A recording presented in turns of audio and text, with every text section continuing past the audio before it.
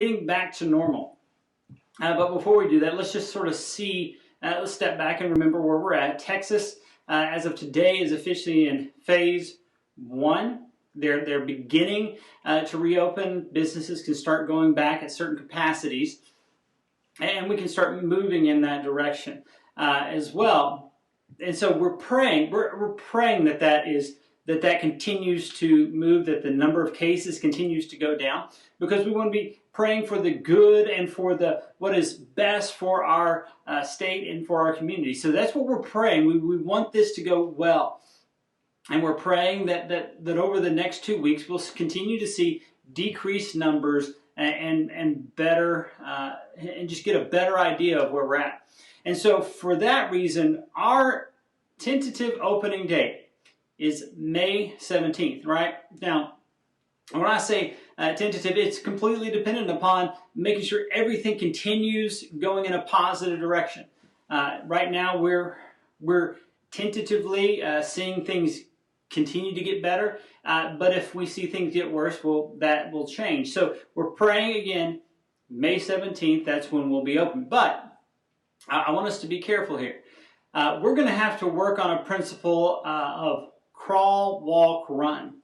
To crawl, then to walk, to run. It's not that we're going to be able to come back on the 17th and it's like nothing ever happened, because there's still going to be some restrictions in place. And let's be honest, it's been, oh geez, I've lost count of how many weeks. It feels like week 80 of shelter in place. So I really have no idea how long we have been sheltering in place and how long we have been doing online service, because I just lost count. But that also means getting back into the rhythm. We just can't expect to open the doors, everything back as normal, and it's great. So we're going to work on crawl, walk, and run. So that means we're going to move in phases as well. Just starting from where we come back on the 17th to where we want to be, hopefully a few weeks after that, moving toward normal. Now, here's what I want to say. Just because we come back on the 17th doesn't mean we stop live streaming. I know that there are people in there in our church who are immunocompromised. We have an infant, a newborn in our house. And so the doctor is kind of telling us pump our brakes a little bit there. So that means in our household we'll have to make some changes about what that would look like. And so for that reason, we're still going to live stream. Now, we do not currently have a streaming license for music, so we'll still only be able to stream the sermon, because if we were to stream the music, as I've seen a number of pastors say, Facebook will mute you and YouTube will block your account. Okay, so until we get all that, we're just going to still move in that direction though. And so week 1 on the 17th, we will be here and online. So if you're immunocompromised, don't feel comfortable, not a problem. You'll still be able to catch service from the way we've been doing it all these weeks prior. Now, when we come back, I've seen a number of pastors and a number of different churches take different approaches here. A number of them are requiring people to wear masks, and others are recommending that they wear masks. Now, what we're going to do is sort of play a wait-and-see game, and we'll make a final decision on that because we want to make sure, again, everything that we do is out of love for neighbors. So we want to sort of see if that's maybe not necessary at that point, or maybe it is. But whatever we do there on that issue, we will be practicing social distancing.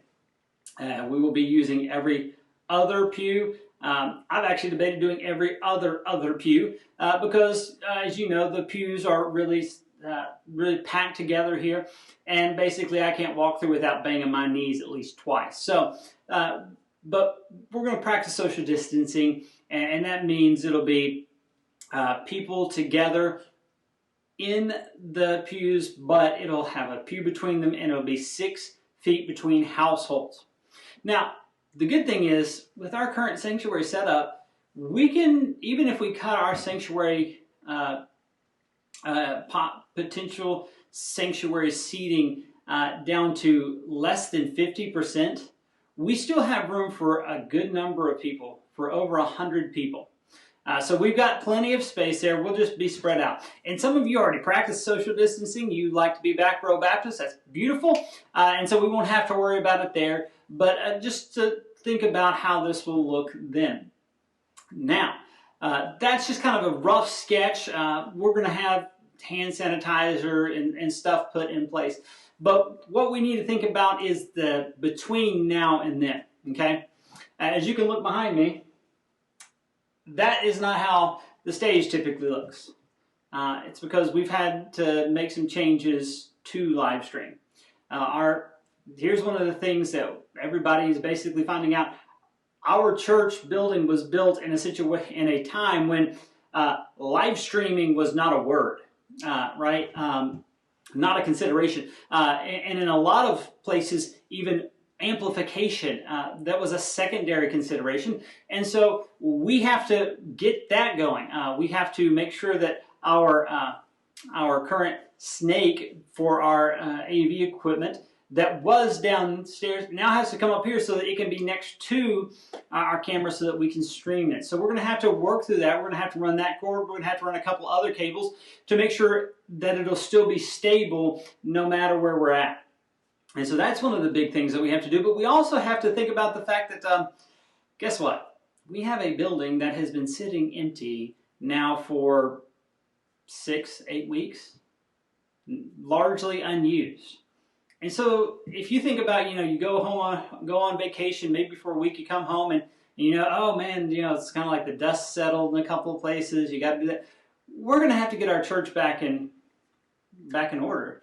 It's just not ready. We're going to have to, everything from clean the bathrooms to go out and just dust.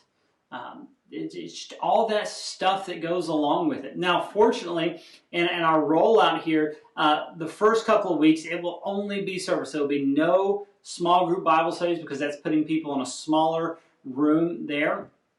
And so I want to just sort of prepare you for that.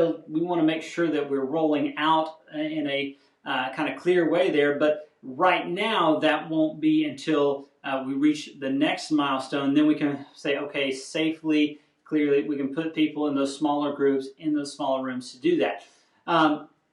And so what we're going to do is that in that next stage, but we got to get our sanctuary, the bathrooms, all that kind of stuff just from sitting, just stuff like that. So it'll be stuff like we need to take every surface that somebody touches and we've got to disinfect it.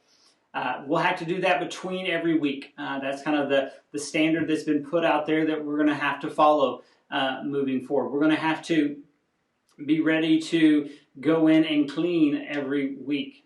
Now, obviously, that's one of those things that we're just going to have to find a way to make happen. Things like you see down there, there's still hymnals and Bibles in between the pews. We can't have that. Anything that can be touched and transmitted between people, we're going to have to do that. We're not going to be able to pass the plate. And so as we think about crawl, walk, run, and crawl, the first Sunday, we're going to have sort of a bare bones kind of, hey, this is we're back together, but we want to open it little by little, right? So that we don't start out, we try to just get back straight into the swing, and it just doesn't work. I'd rather us take a little step here and add a little bit more so we can do that. And so that's what we're going to do. And so to get us to that point, to get us ready so that we're ready to start that process, Barbara has agreed to help us by kind of coordinating some of those things. Right now, again, with a newborn, my life is crazy, and so I don't want somebody to say, hey, I can do this, and me just lose it in the shuffle of everything that's going on. So she's agreed to do that. She'll be sending out kind of a text that sort of says, hey, here's some of the things that we need to do. And we want to make sure that we get them all done, and we have plenty of time to do those over the next 2 weeks. So here's where we're at. That's where we're going. I want to let you know, I personally want to get back to normal because this is a lot harder for me. This is way harder than just a normal Sunday morning. And so we want to get back to normal. We want to get to the place where we're ready to move forward, but we want to do so safely and in a way that meets the standards that have been put out there. So I just want you to pray about that and sort of look at where can you fit in, where can you serve to make those things happen in different ways. So again, I'm looking forward to being back, but just keep in mind, we're going to go little by little. It's better to do small well, and then add a little bit than try to do everything and fail. So just keep that in mind as we work toward that, and keep praying that our numbers in Texas continue to go down because that's good for everybody. All right? Well, thanks for your time. I don't want to keep you. I know everybody's got stuff to do, but just want to let you know I'm praying for you. I'm looking forward to the day when we're back here and we can rejoice together and we can sing together of God's goodness. All right?